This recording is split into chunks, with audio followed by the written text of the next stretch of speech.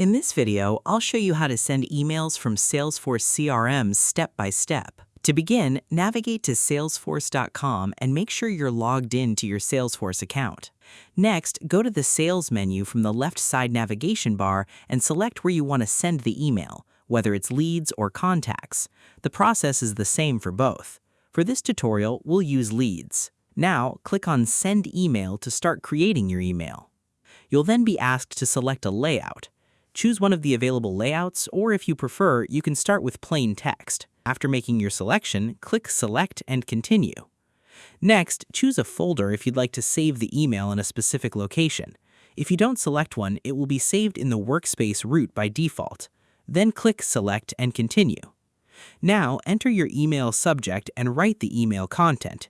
You can also insert additional elements using the available options. As you're creating the email, you can switch between PC view and phone view to see how your email will appear on different devices.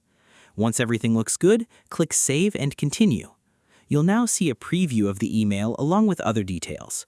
Finally, click Preview and Send to review the final version and send your email. And that's how you can send emails from Salesforce CRM.